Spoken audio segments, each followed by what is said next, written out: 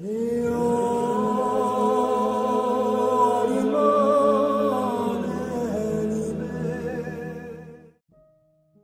soulagement des âmes du purgatoire, il faut dire maintenant ce que nous devons faire pour elles. Il y a là, comme je le dirai plus loin, une obligation générale de charité, mais quelquefois il y a plus, à l'égard de certaines âmes. Il y a une certaine obligation rigoureuse de justice, et c'est ce que je vais établir ici. Ce n'est pas en vain que l'auteur de l'Imitation nous avertit de faire des œuvres satisfactoires pendant notre vie et de ne pas trop compter sur nos héritiers, toujours pressés d'entrer en possession des biens que nous laissons, mais qui, trop souvent, négligent d'acquitter les pieuses fondations que nous avions faites pour le soulagement de notre pauvre âme. C'est un fait d'expérience journalière. Une famille qui vient d'être mise en possession d'une fortune quelquefois considérable marchandera un malheureux défunt les quelques suffrages qu'il s'était réservés et, si les subtilités de la loi civile s'y prêtent, on n'aura pas honte de faire casser un testament sous prétexte de captation afin de se débarrasser de l'obligation d'acquitter les legs pieux qui y sont réclamés. Eh bien, c'est là, il faut que les familles le sachent, c'est là une cruauté abominable. Voler un pauvre, dit le 4e concile de Carthage, c'est se faire son meurtrier. Que dire de celui qui ne rougit pas de dépouiller un malheureux défunt? Aussi, ceux qui se rendent coupables de ce vol sacrilège sont ordinairement punis de Dieu et d'une manière très sévère. On s'étonne quelquefois de voir se fondre entre les mains d'héritiers avides une belle fortune. Une sorte de malédiction semble planer sur certains héritages. Au jour de la manifestation des consciences, on verra souvent que la cause de ces ruines était dans l'avarice et la dureté de cœur des héritiers qui avaient négligé d'acquitter les legs dont leur héritage était chargé. À Milan, raconte le père Rossignoli, une magnifique propriété avait été ravagée par la grêle alors que les voisins n'avaient rien éprouvé de fâcheux. On ne savait à quoi attribuer cet accident, lorsque l'apparition d'une âme du purgatoire fit connaître que c'était le juste châtiment dont Dieu avait puni des enfants ingrats et sans cœur. Les histoires sont pleines de récits où l'on parle de maisons hantées, rendues inhabitables, au grand détriment de leurs propriétaires. Quand on va au fond de tout cela, on trouve toujours une âme oubliée des siens et qui réclame l'acquittement des suffrages qui lui sont dus. Faisons aussi large que vous le voudrez la part de l'imagination, de l'illusion, de la fourberie même, il restera toujours assez de faits parfaitement prouvés pour apprendre aux héritiers sans entrailles comment Dieu punit, même dès cette vie, ces vols sacrilèges. Mais c'est surtout dans l'autre vie que la justice divine trouve à s'exercer sur ces coupables détenteurs du bien des morts. Le Saint-Esprit l'a dit par la bouche de Saint Jacques, « Un jugement sans miséricorde, à qui s'est montré sans miséricorde. » Si cela est vrai, à quelle rigueur de jugement ne doit pas s'attendre celui dont l'abominable avarice a laissé, pendant des mois, des années, des siècles peut-être, l'âme d'un parent, d'un bienfaiteur, au milieu de ces effroyables supplices du purgatoire. Au temps de l'empereur Charlemagne, un brave soldat qui avait guerroyé sur tous les champs de bataille de l'Europe, se voyant à son lit de mort, fit venir un sien neveu, son unique héritier, et lui dit « Beau-fils, je n'ai pour tout bien que mon cheval et mes armes. Inutile de faire un testament. Les armes seront pour toi. Quant au cheval, lorsque je ne serai plus, je te recommande instantanément de vendre cet animal et d'en distribuer le prix aux pauvres et aux prêtres, pour que les uns offrent à mon intention le divin sacrifice et que les autres me secourent de leurs prières. » Le neveu promet tout en pleurant. Le défunt, une fois en terre, il prend le cheval et l'emmène pour le vendre. La bête était belle et d'un prix bien supérieur à celui des armes. Il commença par trouver que rien ne pressait de s'en défaire tout de suite, que peut-être, en attendant un peu, il en trouverait un meilleur prix, ce qui serait à l'avantage du défunt. Puis, il s'en servit pour quelques petits voyages, car à quoi bon laisser cette bête à l'écurie? Les jours se passèrent, puis les semaines, puis les mois. Le neveu ne pensait plus à s'acquitter de sa promesse, mais Dieu sut bien la lui rappeler. Un matin, il y avait 6 mois que le défunt était mort, il apparut à son héritier infidèle. « Malheureux, lui dit-il, tu n'as pas eu pitié de l'âme de ton oncle. Où est la promesse que tu m'as faite à mon lit de mort? Cœur plus dur que la pierre. À cause de ton manque de foi, j'ai souffert des supplices inexprimables dans le purgatoire. Mais Dieu a eu pitié de moi. Aujourd'hui, j'entre dans la félicité des saints. Mais toi, tu vas mourir à ton tour, et, Par un juste jugement, tu souffriras tout le temps qu'il me restait à expier, et cela sans préjudice du temps réservé à tes propres fautes. » Quelques jours après, le neveu tomba malade. Il fit appeler un prêtre, lui raconta la vision qu'il avait eue, puis il mourut, et sans doute il alla subir la seconde partie de la peine qui lui avait été annoncée en punition de son injustice. Avis aux héritiers infidèles. Je trouve dans la vie de Rabban Mor par Tithem un récit encore plus émouvant des justices du Seigneur sur ces voleurs sacrilèges. Rabban Mor, premier abbé du célèbre monastère de Fulda, et plus tard archevêque de Mayence, était plein de charité pour les défunts. Selon les constitutions de l'ordre de Saint-Benoît, lorsqu'un frère vient à mourir, on doit donner pendant 30 jours sa ration aux pauvres afin que l'âme du défunt soit soulagée par cette aumône qui est faite en son nom.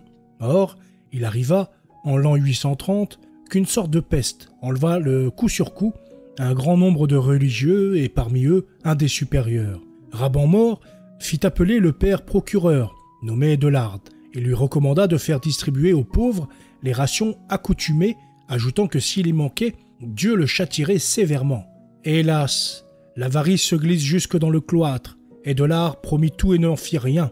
À quoi bon, pensait-il, nourrir tant de mendiants? Il vaut mieux réserver ce que nous avons pour les pères qui ont survécu au fléau. Un soir, accablé d'affaires, il avait veillé au-delà du temps marqué par la règle, et il s'en allait se reposer à son tour. Comme il traversait la salle du chapitre, un flambeau à la main, il voit l'abbé, entouré de ses moines, qui tenaient conseil. Que peuvent-ils faire à cette heure? Il regarde tout surpris. Oh terreur! Ce n'est pas l'abbé, c'est le supérieur défunt, entouré des autres moines défunts.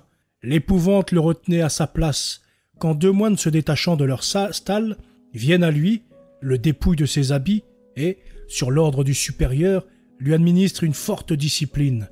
En même temps, le supérieur lui disait « Reçois, malheureux, le châtiment de ton avarice, mais ce n'est rien encore. Un châtiment plus terrible t'attend dans la tombe, où tu descendras dans 3 jours. Alors tous les suffrages qui te sont réservés seront appliqués à ceux que ton abominable avarice a privés des leurs. » En descendant au chœur, à minuit, pour chanter matine, la communauté le trouva étendu, sanglant et tout couvert de plaies.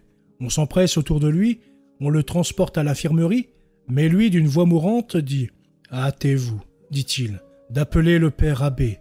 J'ai plus besoin des remèdes spirituels que d'aucun autre, car ses membres ne doivent pas guérir. » Dès que l'abbé fut là, il raconta, en présence de ses frères, la terrible vision qu'il avait eue et dont ses blessures attestaient assez la vérité, puis il reçut les sacrements avec de vifs sentiments de contrition et s'éteignit doucement, au bout des 3 jours qui lui avaient été marqués. On chanta aussitôt la messe des défunts, on célébra pour lui les 30 messes de règle et, pendant 1 mois, on distribua fidèlement sa ration aux pauvres. Au bout de ce mois, le défunt apparut à Rabban Mor, pâle et défiguré par d'atroces souffrances. « Chers frères, que pouvons-nous encore faire pour vous ? » « Je vous remercie, ô Père très miséricordieux, des suffrages que vous m'avez déjà accordés. Mais ils n'ont pas pu me délivrer de mes peines, la justice de Dieu les ayant appliquées à ceux de mes frères que j'avais frustrés des leurs. Je vous supplie donc, ô Père très bon, de redoubler de prières et d'aumônes, car je ne puis sortir d'ici avant la délivrance de mes frères. Il faut donc travailler à nous délivrer tous, eux d'abord, moi ensuite, ainsi le veut la justice divine. » On continua à prier et à faire des aumônes. Au bout d'un second mois, l'âme des Delard apparut de nouveau. Il était vêtu de blanc, le visage joyeux. Son expiation et celle de ses frères étaient achevées.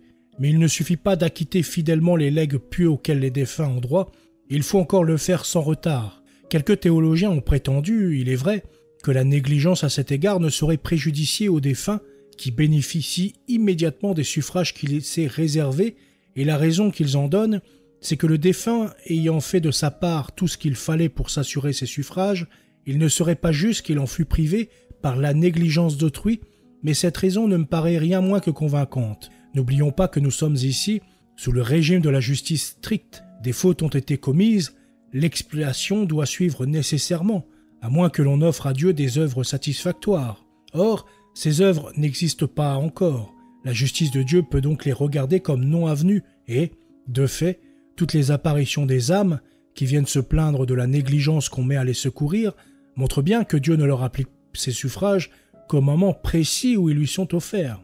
Mais, dira-t-on, Il dépend donc de nous de prolonger le purgatoire d'un malheureux défunt, et sans qu'il n'y ait en rien sa faute. Oui, répondrai-je, et c'est en cela précisément que consiste le crime de ces héritiers avides qui diffèrent sans fin d'acquitter les legs pieux d'une succession. Cela me paraît d'autant plus certain que bien souvent ces suffrages que le défunt avait demandés pour son âme ne sont, au fond, que des restitutions déguisées. C'est là ce que les familles ignorent trop souvent. On trouve très commode de partir de captation et d'avidité cléricale, on fait casser un testament sous ces beaux prétextes, et, bien souvent, le plus souvent peut-être, il s'agissait d'une restitution nécessaire. Le prêtre n'était que l'intermédiaire, obligé au secret le plus absolu par la confession dont il est le dépositaire. Un mourant a commis des injustices, cela arrive plus souvent que l'on ne le pense, même à de très honnêtes gens selon le monde. Au moment de paraître devant Dieu, ce malheureux se confesse, il veut réparer, mais le temps lui manque, il ne veut pas révéler à ses enfants ce triste secret. Que fait-il ? Il couvre sa restitution sous le voile d'un legs pieux. Si ces legs ne sont pas acquittés, que va-t-il advenir ? L'infortuné sera-t-il retenu dans le purgatoire indéfiniment ? Ce serait bien dur.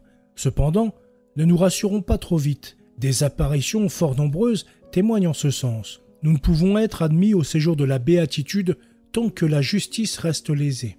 Voilà ce qu'elles déclarent toutes. D'ailleurs, ces âmes sont coupables en un certain sens de ce long retard apporté aux droits de leurs créanciers si, comme elles le devaient, elles n'avaient pas attendu au dernier moment pour régler leur affaire temporelle. Le prochain n'aurait pas à attendre, indéfiniment peut-être, le paiement de ce qui lui est dû.